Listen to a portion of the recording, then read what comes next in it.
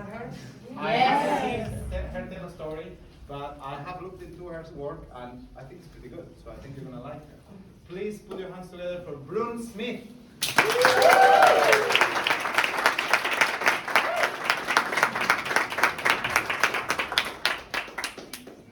Hi everybody. Do you listen to podcasts? Yes. I am obsessed with podcasts. They make me learn so much. They make me feel less alone. I feel like I have imaginary friends, which is very helpful when you move around a lot and you work as a freelancer from home. So I have my imaginary friends with me. I arrived in Brussels 3 years ago. It takes a while to make friends, so I'm good. I'm listening to my podcasts, and in fact, I love them so much that I created 2 of my own. And about a year ago, I had this epiphany. I was going to go from struggling, lonely, freelance writing coach to employee as a professional podcast producer. It's genius. Except I didn't know anything about the industry. Who hires, where, am I experienced enough? I had no idea. So I came up with a plan. I knew exactly what I was going to do. I decided to create a limited podcast series, making myself a hero of the journey, reporting on my networking progress in the podcast industry. So in the trailer, I told my listeners, aka my imaginary cheerleaders, I told them, am I going to find my dream job in 8 weeks? Let's find out. And off I went, networking my ass off, sorry. Interviewing podcast producers from different companies, different countries, and every week I would sit down in my room at my desk and script the episode, record, edit, publish. It took a lot out of me, but I learned so much. I even went to a huge podcasting conference in London. Talk about getting out of your comfort zone. I'm an introvert. I am highly sensitive, but it was worth it. I met a ton of people. At the end of the series, I hadn't found my dream job yet, but I had learned 2 major things. One, podcast producers are typically hired as freelancers. And I was so exhausted from freelancing. I was struggling financially. I needed to stop living that life. And the second thing I learned was that even though it's really difficult to get hired as a full-time permanent podcast producer, that situation exists. Like, those roles exist, and I was going to go after that unicorn. I didn't have a choice, because in the last episode of my series, I told my imaginary cheerleaders, when I find that dream job, I will come back and record a bonus episode for you telling you all about it. So after the series is done, recording, a bit defeated, not sure what my next step is going to be, but a couple weeks later, one of the people who I had interviewed emails me saying he's a producer in Italy, and he works for this production company, and he says, would you like to work freelance for a couple of months to produce a podcast series?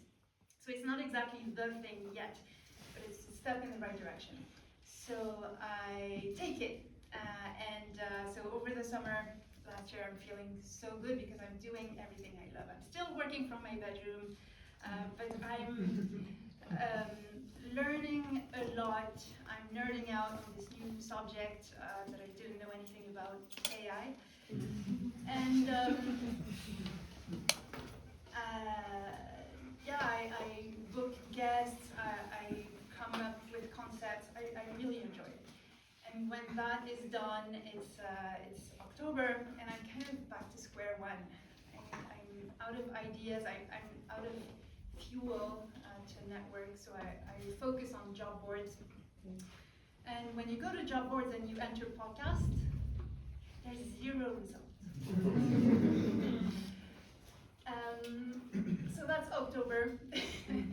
At the end of October, I'm in my bed at night and I'm scrolling on Indeed. That's my new favorite platform. And I type in podcast for the zillionth time, and one job shows up on my screen, and it looks like it was made for me. It says in-house podcast producer for a company in Brussels. It's in person, and so I go to bed. And I wake up and I apply, and sure enough, they get back to me saying, you've been selected to come in for an interview. We're gonna email you soon to set a date for the interview. The next week, I receive another email where they are like, we're sorry.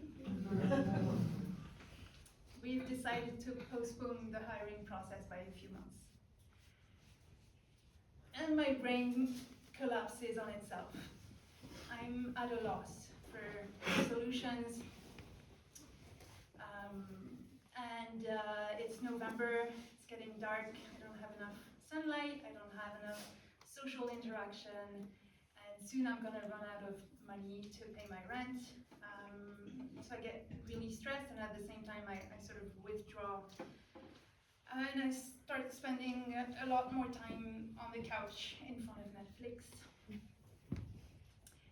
Thankfully, Christmas rolls around, which is always a fun time. No, it's not. It makes everybody feel like crap, including myself, and it doesn't really help my case. And in early January, I realize I'm really depressed. I have spiraling thoughts of worst-case scenarios, of having to live on the street in a few months if nothing changes. And I consider antidepressants for the first time in my life, but they scare me a bit, and that's when I remember hearing someone on a podcast say that she got out of depression thanks to exercise, which is really annoying. But I figure, why don't I give it a go? And so it's January, it's cold, so I layer up in the morning and I go for a first run, 15 minutes. A few days later, 18 minutes. And sure enough, that shit works. So I start being a bit more chill in my head, at least. And I also reach out to my friends, because I haven't figured out by myself how to find a fucking job. And so I email my friends, a few friends I've made in Brussels, saying, here's the situation, I need your help. I'll take any job you hear about as long as it's with nice people. And my friends show up for me. They send me a few contacts, so I started meeting a couple of people here and there.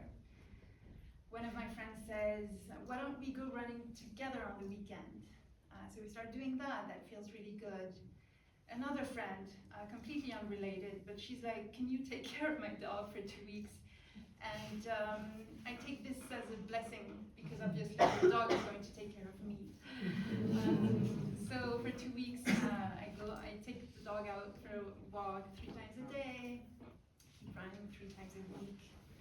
And I hear on the podcast, I know it's annoying, that runners who listen to music are 30% happier than runners who don't listen to music. So I'm like, okay, I'll do that. I'll do anything. So one morning, I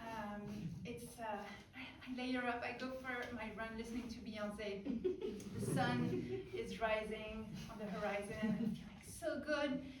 I come home. I'm energized. I'm high on endorphins. And I'm high on Queen Bee energy. I open my laptop, go to Indeed, and I type in something I've never written before. I type in writer. And this yields one job post that says scientific writer. I have zero background in scientific anything, but it's a friendly job post. It says you don't have to have experience in scientific writing as long as you're committed to learning. Incredibly, I get the job, and so for the last few weeks, I've been nerding out on new subjects. I've been making meaning and packaging that for an audience of nerds, which is not unlike podcasting. So thank you for listening to my bonus episode.